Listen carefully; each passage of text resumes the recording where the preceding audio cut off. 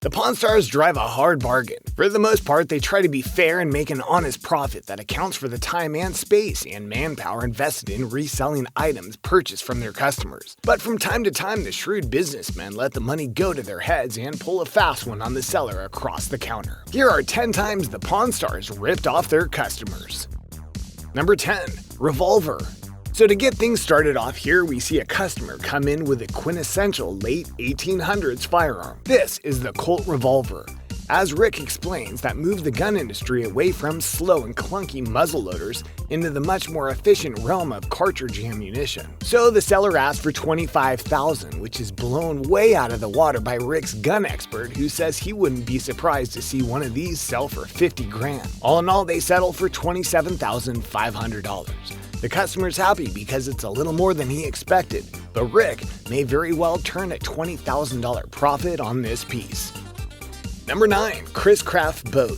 In the earlier days of the show, we see the young Corey trying to prove himself to Rick and the old man. After all, he's going to run this place someday if Rick ever decides to get out of the pawning business. So even though his dad doesn't trust him with spending large amounts of cash unsupervised, Corey jumped in the deep end with this Chris Craft boat. Founded by Christopher Smith in 1861, Chris Craft has been producing the finest floating vessels since before the Civil War. So Corey knows that landing a deal here will score him some serious brownie points with his dad. But if it goes bad, he might just be sent to bed without any dinner. Knowing the risk and how his dad feels about boats in general, Corey buys it for $16,500. expecting to have to pay for some repairs before selling. This causes some tense moments when he breaks the news to Rick, but luckily the repairs only cost $4,000, allowing the pawn shop to score a $10,000 profit, sending Rick and Big Hoss dancing across the water. But that unfortunate seller just unloaded his boat for half of its resale value. What a bummer for that guy. Number 8. Rodman jerseys.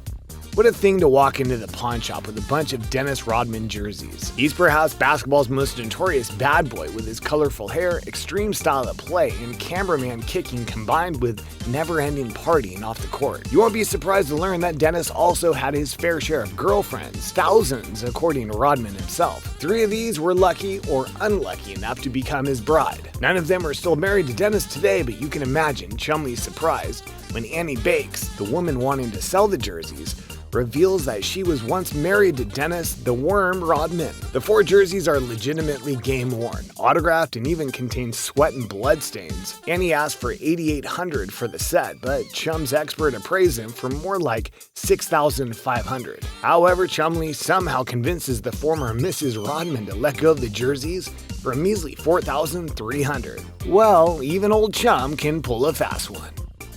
Number 7. Pistols. Here we see Chumley driving another hard bargain on this gentleman selling some Victorian-era pistols. He's looking to get $8,000 out of the guns, and their authenticity is confirmed by Chum's weapon expert. But the expert also estimates the value to be between $5,000 and $6,000. Having his asking price already undercut, this seller agrees to only $3,300 as Chumley holds fast to his price, even when the guy asked for $50 extra bucks, leaving him walking out of the store with well under half of what he had hoped. Number 6. Sword. This is a unique clip from the show, as we're used to seeing the Pawn Stars negotiate to buy items, but this particular customer is ready to shell out cash for a sword he's spotted behind the counter. Corey lets us in on his secret that the shop purchased this piece of weaponry for $500, and in what he describes as hardball, Big Hoss sells it for $1,000, doubling his money. Number 5. Another sword.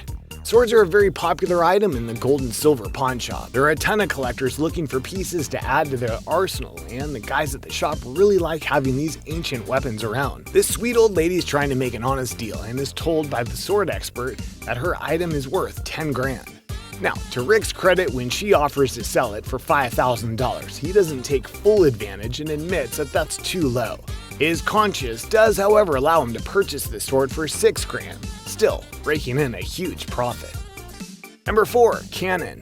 A nice old guy rolls up with a Hotchkiss cannon from the 1890s. He tells us that it's been sitting in his front room facing the door. Maybe this dude isn't as nice as we thought. Rick's expert easily confirms that the piece is real due to the fact that the ATF prohibits any reproduction of this weapon. And after pointing out a few more interesting facts, the value is estimated at $40,000. The seller mistakenly reacts to the appraisal by saying that he was only looking to get 30 grand out of it. Rick doesn't cut the guy any slack, but instead tells him that if the cannon shoots, then 30 grand it is. When was the last time you saw Rick take a seller's first offer? He knew he was ripping an old guy off.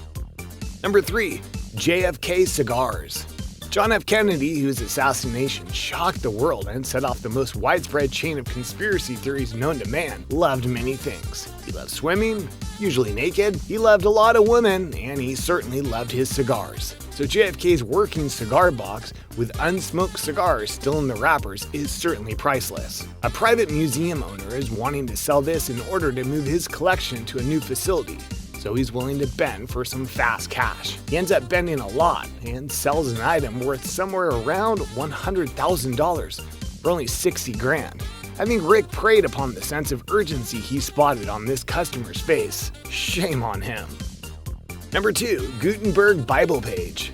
One of the first books to roll off the newly invented printing press in the 1400s was the Gutenberg Bible. Mass printing of the scriptures sparked the Protestant Reformation and changed the world as we know it. So when a seller brings in an original page from a Gutenberg Bible, Rick's standing in the presence of some serious history. Obviously, Rebecca, the resident old book expert, is going to have to check this out. She's awestruck by this rare jewel of a piece of paper and appraises it for around $80,000, making the customer's original asking price of $65 grand seem very reasonable. Rick amazingly talks him down to $47,000, undercutting the customer's wishes by 18 grand. Number 1. Stan Lee. And bringing it home is Chumlee haggling with a customer over an original Spider-Man comic strip autographed by Stan Lee. He wants to make $10,000 for his trouble, but Chum is having none of it, lowballing it with an offer of $3,500. They come to an agreement of $5 grand if the signature turns out to be legit, leaving the seller with about half of what he had hoped. But the real surprise here is that the authenticator just so happens to be the legendary Stan Lee himself. That's all we've got for you today, but hey, we would appreciate a like if you enjoyed this video today. And to be sure you're in the loop on new videos, go ahead and subscribe, and we will catch you next time right here on Behind the Screen.